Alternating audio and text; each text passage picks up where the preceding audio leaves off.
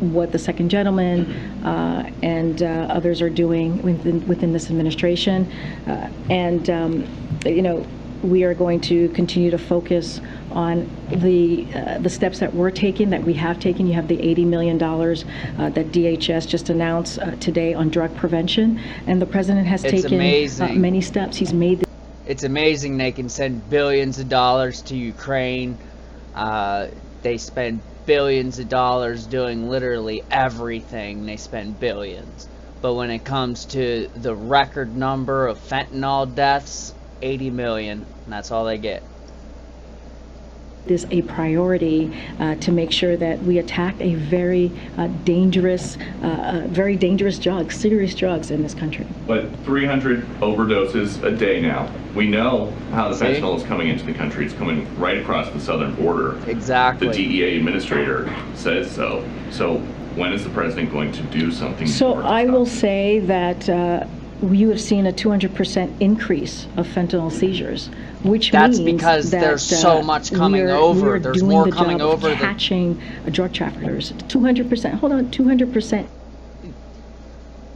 There's a 200% increase because there's more drugs coming over than ever before. They're literally pouring in. There's so much more that's making it past.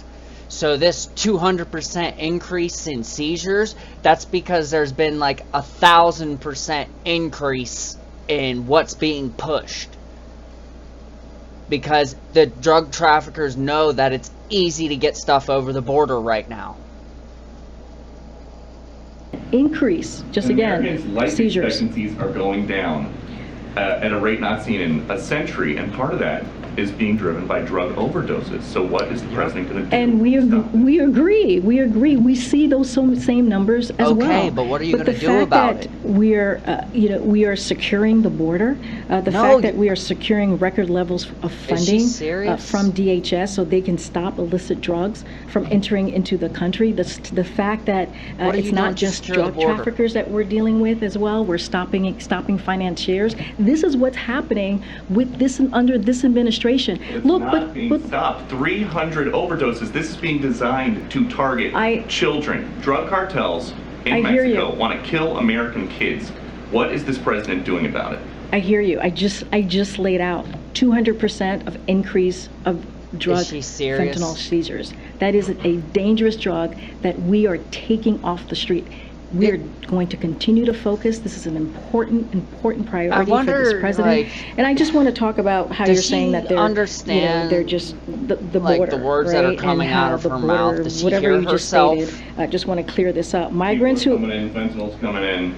People are dying. Hold on. So migrants who attempted to enter the country not in her little book there, illegally are taken into custody by Border Patrol agents. That is how it works. You don't have an answer for it. That is the process that we are taking. They are then either expelled by the court order under Title 42, transferred to ICE custody, or monitored through alternatives to detention program as they await further processing. We have made or released on a cashless in the first 3 bail months of launching and an aggressive never seen campaign again to combat the multi-billion-dollar human smuggling industry. When it comes to what's happening with drug overdose, this is something that the president cares about. This is something that the president has laid out a plan to make sure that our kids, our babies, our young Americans here in this country are not continuing to suffer from that, are not continuing to be given or access to drugs. This is something that's incredibly important to this president. So to say that we're not doing enough, Peter,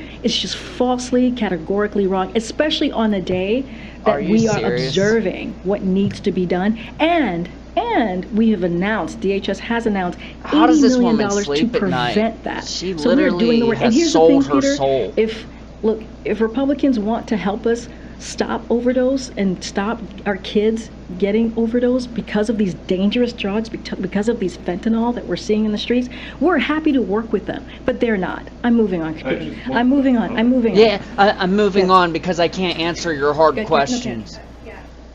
This woman is such a joke. Like, she literally got hired because of the color of her skin, and she's French. And it's a goddamn shame because they could put someone in that position who is a woman of color, who is more intelligent and be able to actually give intelligible answers without having to rely on a clipbook. Like, it's ridiculous. If a question is asked, she immediately looks down, starts flipping pages, and just reads whatever's there. It don't matter what question is asked. She has a response that she's gonna read. It don't matter. Like and subscribe.